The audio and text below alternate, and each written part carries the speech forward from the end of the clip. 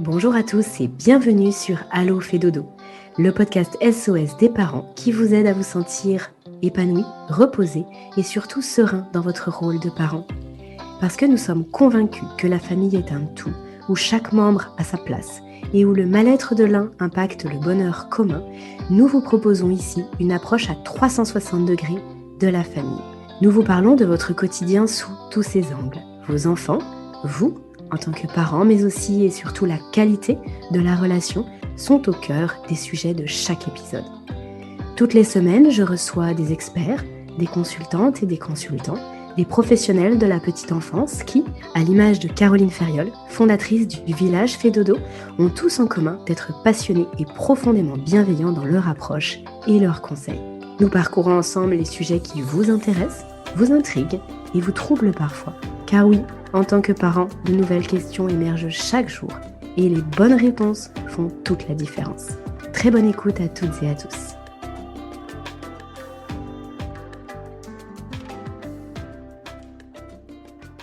Aujourd'hui, je reçois à mon micro Célia Bounougaz, qui est diététicienne nutritionniste pédiatrique et qui propose des consultations pour Ma Petite Assiette.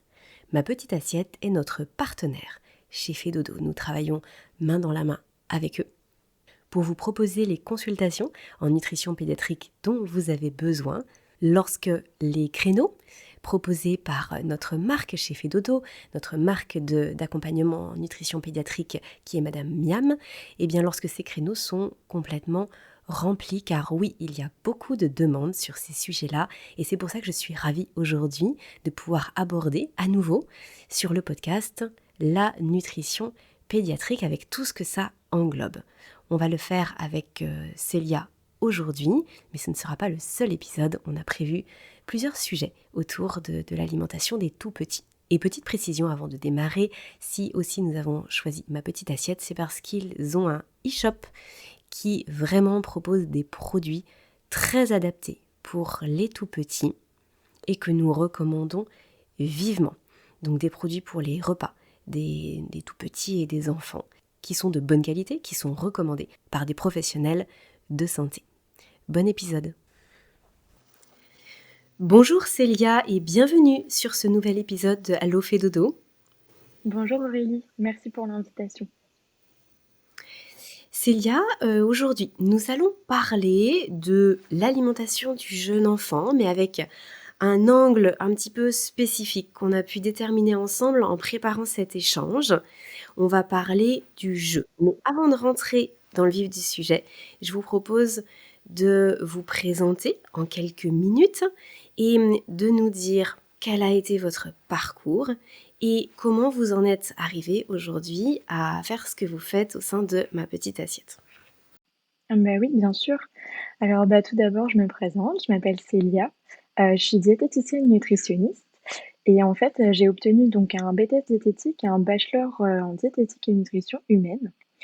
Donc finalement, dès le départ, moi j'ai choisi, de m'investir dans l'accompagnement nutritionnel, tant pour les adultes que pour les enfants et pour moi finalement, c'est l'écoute, le soutien et la bienveillance, qui sont, des éléments essentiels dans ma pratique aujourd'hui et qui me permettent, de guider mes patients et les familles, vers une alimentation qui soit plus sereine. Donc, à travers mon parcours, pardon, j'ai toujours été passionnée par le monde de la nutrition et je suis, de base, issue d'un milieu, de la restauration et plus particulièrement de la pâtisserie et j'ai décidé, de transformer ma passion, pour l'alimentation en une carrière axée sur, la santé et le bien-être. À ce moment-là, j'ai rejoint, l'équipe de Ma Petite Assiette, en tant que diététicienne, spécialisée en nutrition infantile et périnatale pendant plus de 2 ans. Cette expérience, plus qu'enrichissante, pour être très honnête, m'a permis, de développer une approche qui soit, personnalisée au maximum pour les tout petits, les femmes enceintes et allaitantes. Et aujourd'hui, donc, on collabore avec de nombreuses professionnels et familles, du coup, j'ai pris conscience de l'importance d'une alimentation qui soit équilibrée dès les premières étapes de la vie. Et mon objectif aujourd'hui, finalement, c'est d'accompagner mes patients, vers des choix alimentaires qui soient sains et durables, en collaboration bien sûr, avec Ma Petite Assiette et la plateforme, Odana aujourd'hui. Célia, l'alimentation, Ouais, que ce soit chez les tout petits ou même de façon globale, c'est quand même un très, très vaste sujet. On ouais. a déjà fait quelques épisodes autour de l'alimentation du tout petit sur le podcast. J'invite toutes les auditrices et auditeurs à ne pas hésiter à taper comme mot-clé alimentation Ouais. et à aller, écouter ce qu'on a déjà pu partager sur le podcast. Mais c'est un sujet presque inépuisable et donc on revient aujourd'hui avec un nouvel angle, un nouveau sujet. Donc on va parler d'une partie de l'alimentation chez le tout petit. Et vous avez eu envie d'aborder justement ce podcast sous l'angle du jeu. Le jeu, parce que déjà c'est quand même quelque chose de très essentiel chez les tout petits. Et puis parce que ce que vous pouvez partager là pour l'alimentation, finalement, on peut aussi y voir plein de liens avec le quotidien dans une famille et des enfants en bas âge. Donc je vous propose qu'on démarre cet épisode en, en venant préciser pourquoi finalement ce thème du jeu, pourquoi vous avez eu envie d'aborder le jeu au sein des repas. Ah oui, tout à fait. Alors pour moi, c'est effectivement, un élément essentiel au sein de la nutrition et notamment au sein de la nutrition pédiatrique puisque c'est un petit peu le sujet aujourd'hui. Heu, Parler du jeu à table et notamment de manière positive, pour moi, c'est crucial pour plusieurs raisons. Donc déjà, ça va favoriser une relation, qui soit saine avec la nourriture et ce, dès le plus jeune âge. En encourageant finalement, les enfants à apprécier le moment des repas, à explorer une variété, finalement infinie d'aliments et ça peut aider à créer un environnement, familial qui soit finalement agréable, détendu pendant les repas. Heu, les enfants sont plus, susceptibles d'apprécier les repas en famille et notamment de développer des habitudes alimentaires qui soient saines si, comme vous et moi, en fait, on associe des repas à des moments de plaisir, d'interaction et de découverte, culinaire. Donc, en France, on a aussi la chance d'avoir, un patrimoine culinaire qui soit immense, donc autant en profiter et finalement, nous, en tant que diététiciens et diététiciennes, on encourage, justement les enfants à être curieux, à explorer de nouveaux aliments et lorsque les repas, finalement, ils sont perçus comme une occasion de s'amuser et de découvrir, les nouvelles saveurs, les enfants, ils sont forcément beaucoup plus enclins à être ouverts et justement à essayer de nouveaux aliments et à développer une palette, un panel alimentaire, et culinaire qui soit varié. Et ce que je trouve très intéressant, Célia, c'est que ça fait partie de votre approche en tant que diététicienne nutritionniste pédiatrique, alors qu'on pourrait imaginer que derrière cet intitulé de métier, on verrait plutôt le qu'est-ce qu'on met dans l'assiette, alors que finalement là vous êtes en train de nous dire il y a autre chose et on va venir voir comment on aborde ce qu'il y a dans l'assiette. Est-ce que vous voulez nous en dire deux mots finalement de cette casquette de nutritionniste diététicienne pédiatrique? Qu'est-ce que ça revêt finalement comme approche, ce métier? Mais oui, bien sûr. Alors, juste un tout petit mot sur le terme nutritionniste, sans parler forcément, précisément d'un médecin nutritionniste. C'est un titre qui est pas forcément protégé par la loi en France et qui peut être utilisé, finalement par n'importe quel professionnel avec des formations qui soient hyper variées. Alors qu'une diététicienne, c'est un ou diététicien évidemment, c'est un professionnel, de santé qui va être spécialisé, justement dans cette approche avec qui a suivi une formation spécifique, notamment un BTS diététique, un DUT génie bio, option diète et le titre de diététicien, c'est un titre qui est protégé par la loi. Donc ça, il faut faire quand même assez attention quand on a envie de consulter un professionnel de santé lié à l'alimentation et finalement, ça, c'est une protection qui vise à garantir finalement que les pros soient, aient les capacités adéquates pour fournir des conseils sécuritaires et appropriés. Alors effectivement, pour justement une diététicienne, pédiatrique, nous, on joue un rôle dans la santé et le développement des enfants, pour offrir un suivi forcément nutritionnel, et technique évidemment parce qu'au-delà du jeu, il y a quand même des aspects, de santé et des enjeux, qui sont importants. Donc nous, on va agir de la naissance à l'adolescence et on va conseiller sur les besoins à chaque stade de la croissance. On aide à gérer notamment les défis alimentaires, les troubles liés à l'alimentation et on va travailler finalement avec d'autres professionnels de santé et les familles pour s'adapter au mieux aux besoins de l'enfant. Donc, au-delà de ça, comme vous le dites, effectivement, c'est pas que un aspect technique. On essaye aussi d'offrir un soutien aux familles. On les guide, à travers les étapes de l'alimentation et comme je vous le disais, justement un tout petit peu plus tôt, en général, on collabore avec, d'autres professionnels de la santé pour assurer un suivi qui soit complet, coordonné et on garantit une prise en charge globale et optimale de la santé des enfants. Mmh. Alors justement, on parle d'enfants de quel âge par rapport aux accompagnements que vous proposez? Est-ce que ça concerne les tout petits, si par exemple il y a un allaitement, même dans les tout premiers mois de vie, je veux dire l'alimentation en parallèle de l'allaitement, est-ce que ça va sur des enfants qui sont grands, peut-être ados, préados? Euh, de qui parle-t-on exactement quand on dit enfant? Alors effectivement, quand on parle enfant, on parle notamment des tout petits sur lesquels on peut agir au moment de l'allaitement et cetera. Il y a des professionnels effectivement qui sont qualifiés, pour les difficultés liées à l'allaitement, donc ça, c'est encore autre chose. Nous aujourd'hui, dans ce podcast, on va parler des enfants, donc notamment à partir, de 1 an, justement pour aller jusqu'à 6-7 ans, lorsque la motricité elle est un peu plus acquise au moment des repas. Par contre, c'est vrai que quand on parle de nutrition, pédiatrique et même, avec le jeu, on parle dès le début de la diversification alimentaire et à tout âge. En fait, si on se concentre sur le jeu, notamment à ce moment-là, hem, c'est une voie qui est essentielle pour le développement de l'enfant. Ça lui permet d'explorer, d'expérimenter et découvrir en fait le monde, donc comme je vous le dis depuis tout petit et jusqu'à un certain âge, le monde qui l'entoure, finalement de manière ludique et naturelle. En fait, on joue, l'enfant il développe ses compétences, que ce soit sociales, cognitives, motrices, tout en cultivant, finalement sa créativité et sa curiosité qui est, innée. Un enfant, ça s'intéresse à tout et c'est ça qui est magnifique.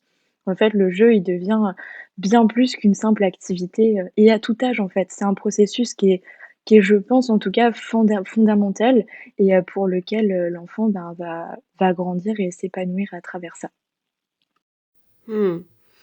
Et quel lien vous faites, du coup, Célia, avec l'alimentation de façon directe entre jeu et alimentation? Parce que très vite, on peut imaginer, quand on pense le jeu à table, jouer à table dans le cadre des repas, on peut imaginer de la purée qui traverse la pièce et qui va se mettre partout sur les murs. On peut imaginer En effet. des batailles de boulettes de mie de pain.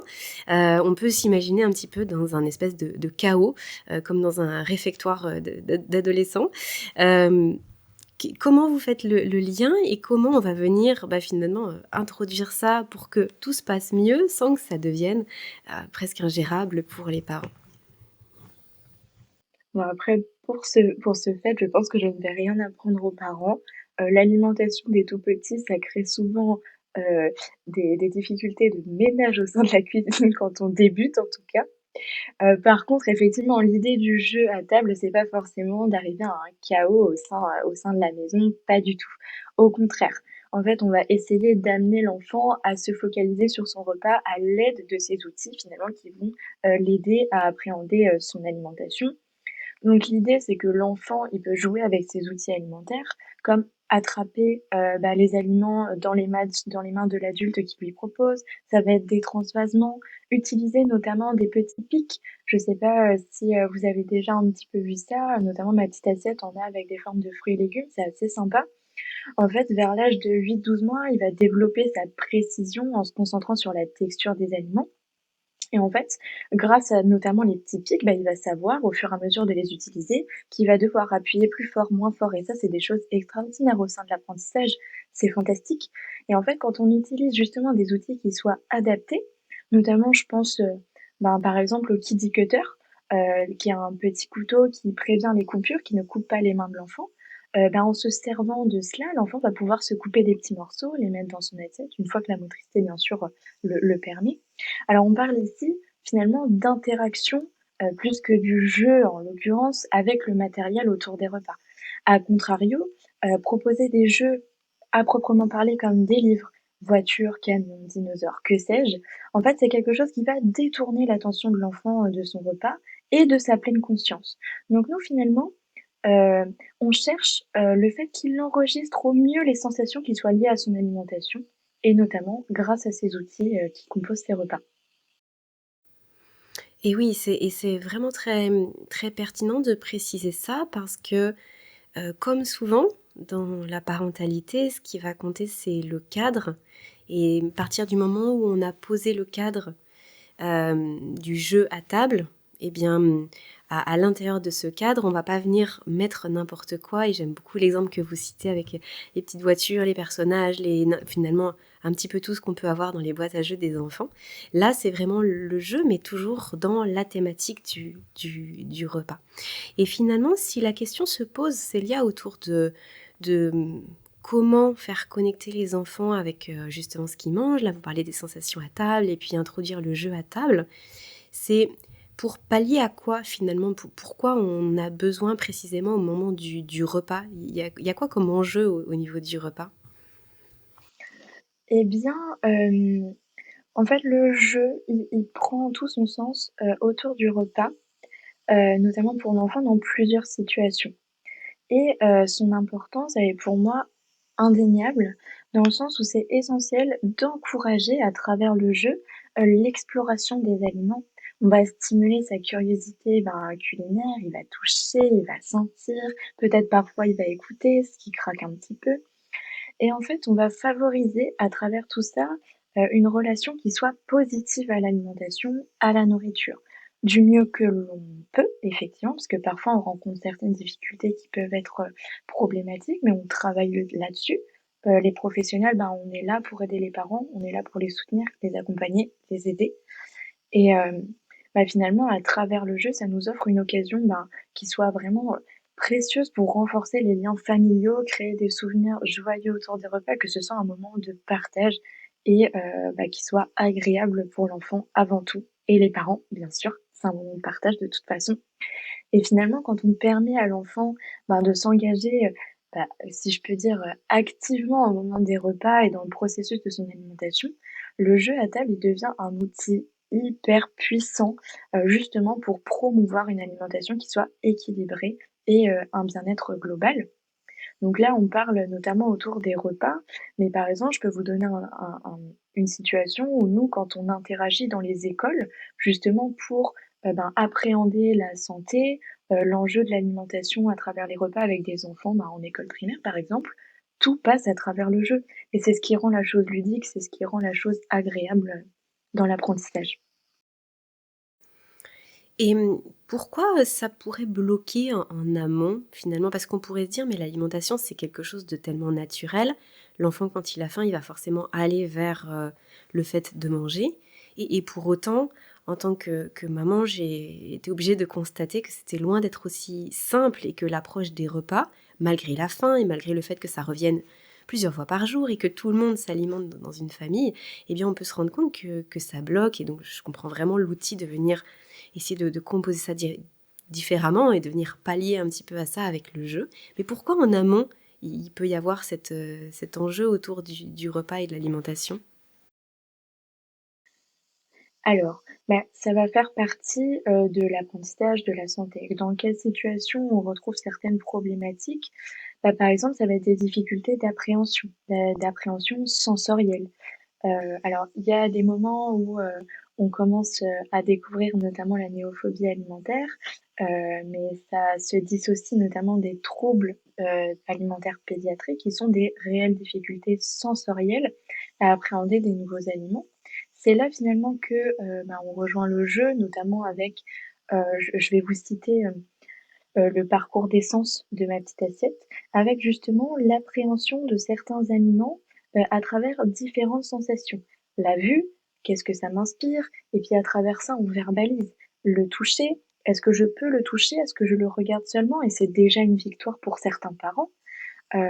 Et en fait, je pense qu'il est nécessaire aussi, à travers, certaines difficultés comme celle-ci, de valoriser l'enfant au maximum, qu'il puisse, justement, appréhender ses repas de la meilleure manière possible, quoi. Vous avez évoqué tout à l'heure le fait de ne pas utiliser n'importe quel jeu. Quand on parle de jeu à table, c'est effectivement pas pour sortir les crayons de couleur ou les pastels. Est-ce qu'il y a d'autres écueils à éviter et donc des conseils que vous auriez envie de partager aujourd'hui sur le podcast pour justement permettre que le jeu à table soit favorable, soit utile, que ça se passe bien et de ne pas tomber dans quelque chose qui serait de l'ordre de quelque chose de défavorable pour les repas, pour peut-être même l'entente au sein de la famille, etc. À quoi il faut être vigilant? Mais alors, en général, si on rencontre des problématiques, c'est qu'il y a un outil qui est inadapté à l'enfant. Alors attention, quand je dis inadapté, ça va pas être un outil qui va pas convenir à quelqu'un, mais qui va convenir à quelqu'un d'autre. En fait, il faut adapter tous les outils à l'enfant. C'est l'enfant qui choisit, c'est l'enfant qui va décider de toute façon. On propose et bébé dispose. C'est un peu le même principe que la DMI. En fait, hem, plus l'enfant il va manipuler certaines choses, heu notamment, avec ses mains, avec l'alimentation. Heu, je vais vous donner l'exemple, à un moment donné, quand il va commencer à avoir l'appréhension de prendre les petits morceaux de riz, de prendre les morceaux de petits pois, plus il va affiner sa motricité. Donc nous, on l'accompagne, en fait, dans une expérience qui est incroyable et exceptionnelle et il y a certains outils, notamment les num-nums, hein, les petites cuillères qui sont adaptées à la taille de l'enfant, qui vont lui permettre d'appréhender ses repas d'une manière beaucoup plus simple. Et finalement, c'est des expériences qui sont exceptionnelles, notamment pour les parents, mais quand on en parle, avec mes patients, voilà, ils sont souvent émerveillés parce qu'on a utilisé justement les outils qui soient adaptés que bébé a choisi. C'est un petit peu, ce que Marie Ruffier-Bourdet aborde un petit peu, dans son contenu, alias Ergomoms pour ceux qui ne la connaissent pas. C'est une ergothérapeute, qui propose un petit peu cette comparaison de dire: «Et si je vous donnais une fourchette à barbecue pour manger?» En fait, c'est un peu la même chose. La proportion de l'outil, en fait, va pouvoir, aider l'enfant à appréhender au mieux, le temps des repas. Une petite main, un plus petit outil. On grandit, on adapte au fur et à mesure. En fait, c'est aussi ça qu'il faut mettre en place au fur et à mesure. Et en fait, on va permettre à l'enfant de manger avec ce qu'il souhaite et quand bien même ce soit avec ses mains, eh ben, c'est pas grave, c'est très bien. S'il a décidé de le faire ainsi, au fur et à mesure, on lui apporte certains outils. S'il souhaite utiliser ses mains pour certaines situations, en fait, ça va nous aider notamment à favoriser la mastication. Si on sent que quelque chose est tout mou, peut-être qu'on va pas mettre la même force de mastication que si on prend quelque chose qui est un petit peu plus dur. Et en fait, c'est quelque chose qui va favoriser la manipulation naturelle. Tout à l'heure, on parlait des pics, c'est un petit peu le même exemple. Il va prendre son petit pic, il va tester un petit peu au niveau de la résistance de l'aliment et en fait, c'est des choses qui sont de manière sensorielle et parfois inconsciente. En fait, plus ça va être facile de l'introduire sur le pic, plus facile ça va être de mâcher. En fait, hem, il est important aussi de se dire que placer certains aliments au-dessus des autres, c'est pas la solution non plus. Donc là, on entre un petit peu dans le topo, du chantage affectif, du matériel inadapté. En fait, si on utilise du matériel pour favoriser un aliment plaisir, le seul, et que 80 des aliments, présents dans le plateau ne sont pas OK, ça va pas être la meilleure des solutions dans le sens où il va y avoir une récompense. Nous, ce qu'on essaye de faire, c'est d'avoir en fait dans un plateau, par exemple un dinner, winner, ça va être par exemple d'avoir 80 des aliments qu'il apprécie et 20 qui soient moyen OK. Comme ça va lui permettre finalement d'avoir un plateau qui soit homogène. Des choses que j'aime, ça va, je me sens bien et finalement, un petit peu de difficulté, mais je sais qu'il y a quelque chose de bien qui m'attend, c'est OK. En fait, c'est vraiment de trouver un équilibre entre tout ça. Ne pas tomber, finalement dans la restriction, dans la problématique, dans le conflit et c'est ça en fait, pourquoi on insiste autant, je pense, en tant que professionnel de santé et je suis loin d'être la seule, c'est l'aspect du positif autour des repas. On essaye vraiment de créer des bons souvenirs, de maintenir finalement un équilibre qui soit optimal. Heu et en fait, finalement, même si parfois on va proposer des défis à l'enfant, il faut effectivement que ce soit des défis qui soient justes, qui soient raisonnés et adaptés à chaque enfant qui a une situation, propre à lui.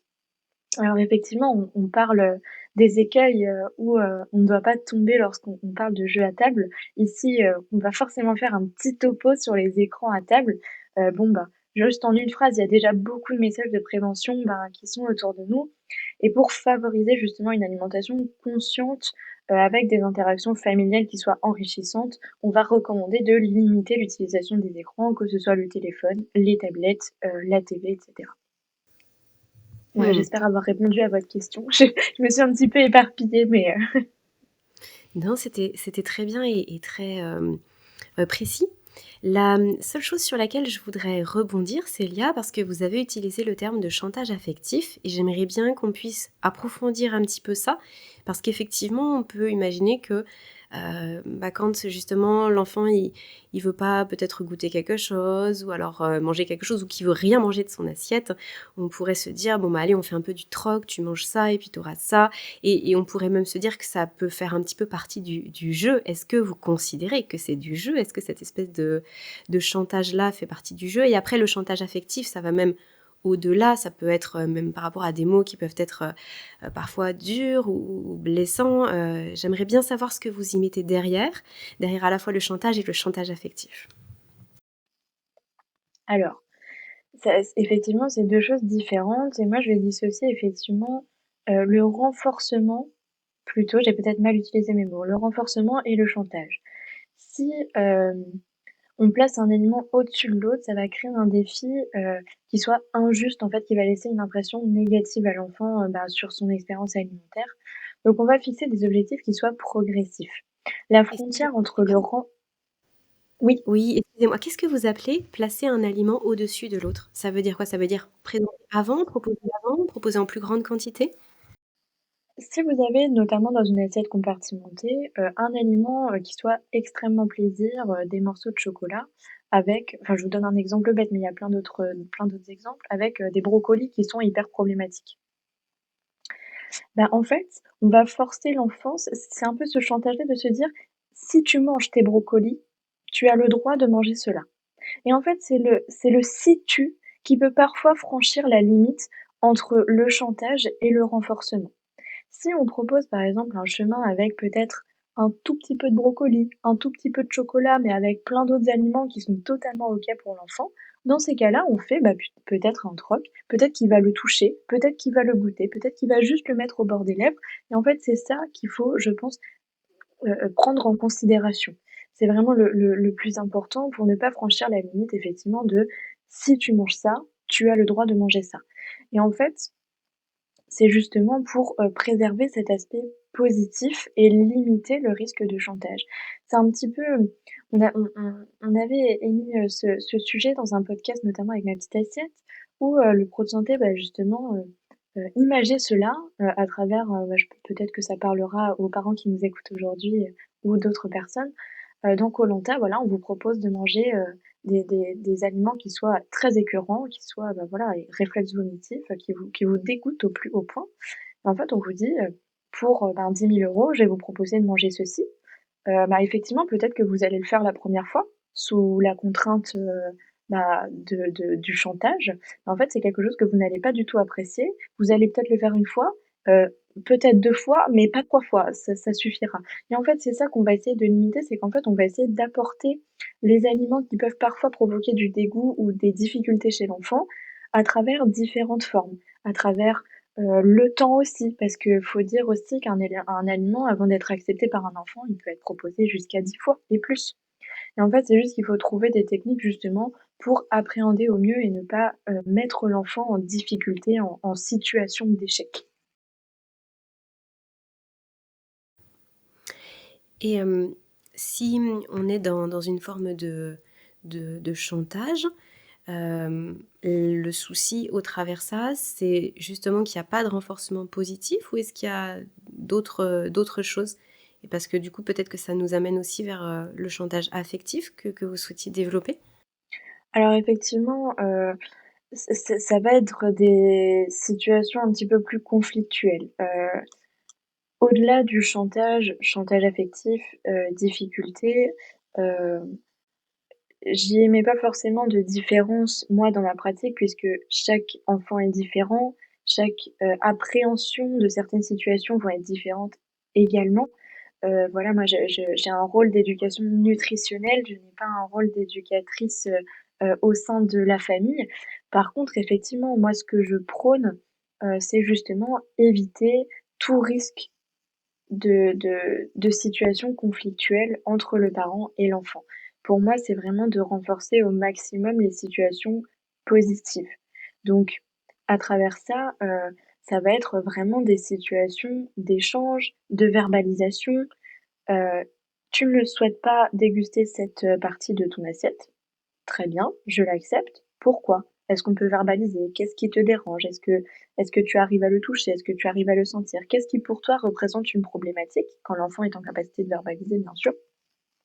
Et en fait, c'est inclure l'enfant dans tout le processus, donc que ce soit au moment de l'élaboration du repas, au moment du choix des repas, jusqu'à la dégustation et même après. Et en fait, c'est ça, je pense, sur ce sur quoi il est important d'insister aujourd'hui dans ce podcast, c'est que le jeu est une solution et justement pour moi, un élément essentiel au sein des repas, hem, tant que cela ne représente pas une problématique. On n'est pas censé utiliser le jeu, hem, pour justement forcer l'enfant à manger. Voilà. J'espère avoir répondu à votre question à travers ça, Et comment ça se, concrètement, comment ça se matérialise ce jeu? Donc vous avez parlé du matériel, des outils. Est-ce que, on peut être, je sais pas moi, dans le comptage, s'il y a plusieurs choses à manger, le fait de compter avec lui, on peut faire, on a souvent cette image du parent qui fait l'avion avec la cuillère et puis, est-ce que ça fait partie du jeu à table? Est-ce que ça marche? Est-ce que c'est intéressant? Et quelles sont les idées qu'on pourrait avoir pour, intégrer du jeu à table? le jeu à table finalement, c'est tout ce qui nous permet en fait de faire passer un bon moment à l'enfant. Hem, ce qu'on va favoriser, ça va être l'autonomie. Donc l'avion, ça peut fonctionner. Après, le mieux, c'est de laisser l'enfant déguster soi-même. Ça peut être du coup une cuillerée, mais par exemple, on va pouvoir faire l'avion, on va pas forcément faire une cuillère pour maman, une cuillère pour papa, par exemple. Parce que du coup, ça reste son aliment, son repas, son moment à lui. Donc, ce que je vais préférer, proposer, bah, justement aux parents aujourd'hui, ça va être des outils, notamment les cuillères qui soient peut-être plus ludiques, plus adaptés. On a parlé des pics, on parle aussi des assiettes compartimentées qui peuvent justement permettre à des enfants d'appréhender plus facilement le temps des repas. Heu, Effectivement de compter, de voir dans quel sens il a envie de déguster son repas. Ça peut être aussi sous forme de jeu dans le sens où s'il a envie de commencer par son dessert, eh bien, très bien, qu'il le fasse du coup si ça lui permet d'avoir ses apports journaliers et de pouvoir appréhender son repas comme il le souhaite. Ensuite, ça va être, bah, tout ce qui va être notamment les jeux à table, par exemple, les assiettes, constructive eating avec justement des compartiments dans l'assiette qui va nous permettre d'avoir des petites cuillères qui nous permettent de racler l'aliment, de le transvaser dans une autre et cetera. Et si on fait un petit peu attention, c'est des mots qui reviennent: transvaser, piquer, jouer et en fait, c'est des petites choses comme ça qu'on met en place au fur et à mesure mais qui se concentrent en fait. Les outils changent mais le principe reste le même, c'est que l'enfant passe un bon moment et puisse en fait utiliser des outils qui soient adaptés pour lui. À travers ça, vous avez également, ben, l'assiette dinner winner par exemple dont on parlait tout à l'heure, justement avec ce petit chemin en fait qui va nous permettre, d'aller jusqu'au bout de l'assiette en mangeant, bah, du coup ces petites portions de repas. Vous avez différents thèmes, il y a voilà les petits thèmes des fées, le thème de la forêt, les astronautes, les pirates et en fait, je pense qu'il faut juste créer à travers le jeu un univers qui soit hyper favorable à l'enfant et qui lui permette justement de passer le meilleur moment possible, quoi. C'est pas toujours facile, ça j'en ai conscience et quand on en parle avec mes patients, c'est pas toujours évident, effectivement, de le mettre en place. Parfois, c'est des processus qui sont un petit peu plus longs. Par contre, c'est des choses qui paient dans le temps parce que, justement, on crée des environnements qui soient favorables, agréables, qui soient positifs pour l'enfant. Voilà, c'est des mots qui reviennent, c'est vrai que c'est un peu répétitif, je suis désolée, mais c'est vraiment l'essence même, bah, du sujet qu'on aborde aujourd'hui. C'est vraiment d'apporter du plaisir et de l'échange, à travers tout ça. Et comment ça se passe dans le cadre de fratrie? Est-ce que les petits parce que là, par exemple, ce que vous évoquez, ça va peut-être, fonctionner à un certain âge pour les enfants, puis peut-être après en grandissant ou alors ils seront tellement habitués à ce type d'assiette, et cetera, que ça va peut-être les intéresser moins. Et puis s'il y a petit frère, petite sœur, grand frère, grande sœur, finalement, comment on vient appréhender ça dans le cadre d'une famille avec plusieurs enfants et puis avec l'enfant qui grandit, qui évolue? Pour concilier justement les différents besoins, et réceptivité des enfants au sein d'une fratrie, ça peut être un défi, c'est sûr. Mais par contre, c'est tout à fait faisable. C'est important d'adopter justement une approche qui soit flexible, qui soit adaptative, tout en tenant compte en fait des besoins individuels de chaque enfant. Ça peut impliquer, notamment de proposer une variété, d'activités qui soient ludiques, éducatives à table, afin que chacun, en fait, puisse trouver, ce qui lui convient le mieux. Donc encore une fois, on est un petit peu dans cette idée d'observance et d'adaptabilité. Pour les enfants, qui ont des âges différents, il peut être utile finalement d'adapter, les jeux et les interactions en fonction du stade de développement. Les plus jeunes, on va pouvoir, bénéficier d'activités, par exemple sensorielles, simples, le toucher, la manipulation, la description et cetera. Tandis que les plus âgés, pourront, peut-être être encouragés à participer à des discussions sur la nutrition, à aider à préparer les repas. Et il est important finalement, d'encourager la coopération et évidemment le partage entre les frères et sœurs, la fratrie, en créer, un environnement, où chacun, se sent valorisé, se sent mis en valeur et écouté. Les parents, ils peuvent effectivement encourager justement les enfants à s'entraider et à se soutenir mutuellement tout en respectant, les différences individuelles, les difficultés qui peuvent être associées ou les facilités d'ailleurs. Et finalement, c'est la communication, la flexibilité qui va être essentielle. Les parents, ils peuvent discuter avec les enfants, comprendre ce qu'ils apprécient, ce qui les intéresse, ajuster les activités en conséquence et en fait, selon moi, en créant justement un environnement positif et inclusif, autour des repas et des moments à table, l'enfant, il va, pouvoir profiter de l'expérience de manière significative, même s'il a, des réceptivités, par exemple différentes. C'est ma petite assiette qui a travaillé, là-dessus récemment. C'est un jeu de cartes qui s'appelle les mini pouces. Moi, je trouve ça super pour, l'éducation nutritionnelle parce que c'est un jeu qui est évolutif. On va pouvoir avoir des images, jouer un petit peu à l'imager, notamment à travers les aliments de différents groupes avec justement un jeu des 7 familles pour ceux qui sont un petit peu plus grands et avec un quiz à l'arrière avec justement la définition des bienfaits nutritionnels de chaque aliment pour justement engendrer de la discussion à table et finalement, c'est un petit peu cette idée, bon là, c'est un jeu parmi, tant d'autres qui existent aujourd'hui, mais ça image, vraiment les propos que je viens d'avoir. C'est vraiment quelque chose d'évolutif, qui va nous permettre de faire ça tous ensemble, de partager un moment autour de l'alimentation et des repas. On arrive tout doucement à la fin de cet épisode, Célia, et j'ai la sensation que le fil conducteur de tout ce que vous nous avez partagé, c'est justement ça, c'est le plaisir autour des repas, le fait que il faut aller vers quelque chose de positif. Vous avez beaucoup utilisé ce mot-là, en tout cas qui est que les enfants, mais les parents aussi bien sûr, mais les enfants dans leur apprentissage trouvent ce moment de repas le plus agréable possible pour pouvoir connecter le mieux possible à ce qu'ils découvrent, parce que c'est quand même une grande découverte, l'alimentation. Est-ce que vous avez envie de nous dire un petit mot de la fin là-dessus? Bah oui, bien sûr. Après, c'est vrai que vous avez résumé, je radote un petit peu avec ma positivité, mais finalement, c'est vraiment l'élément essentiel à travers tout ça. C'est cultiver la bienveillance, l'écoute, lors des repas à table, pour les enfants et la famille. Hem, on n'hésite pas, alors ça, c'est un petit peu le message de prévention, mais on n'hésite pas à solliciter de l'aide. Il y a différents professionnels qui existent justement pour, pouvoir vous aider autour des repas en cas de difficulté, donc n'hésitez pas, on est là pour ça, on est là pour vous écouter et vous aider. L'objectif finalement, c'est vraiment de préserver encore une fois le plaisir et la convivialité, justement, autour de ces moments partagés en famille. Célia, on avait prévu de se faire un autre épisode ensemble sur Allo fait dodo. Là, c'était le premier.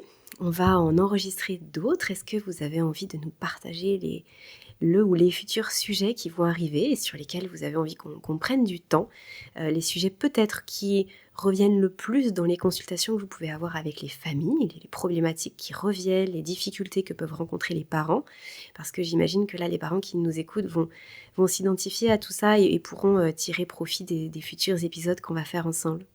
Bah oui, bien sûr. Alors, il y a beaucoup de sujets qui vont pouvoir être abordés, bien sûr. En tout cas, ça me fait très plaisir de partager ce moment avec vous et avec les personnes qui vont nous écouter, vos auditeurs.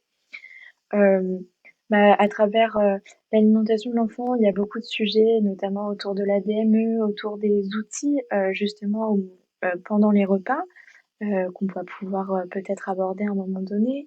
Euh, Tout ce qui va être effectivement équilibre autour des repas. Comment faire si mon enfant ne mange pas assez? J'ai l'impression que mon enfant mange trop.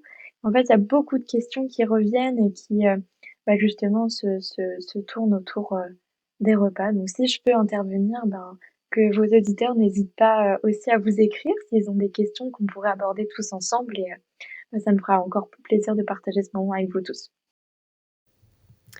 Eh bien, merci beaucoup Célia, le message est lancé, donc j'espère qu'effectivement ceux qui souhaitent voir un sujet particulier abordé, n'hésitez pas à écrire.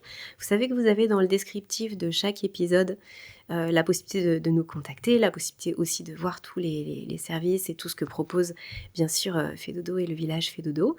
Donc ça peut être l'occasion aussi de proposer quelque chose sur lequel on pourra rebondir.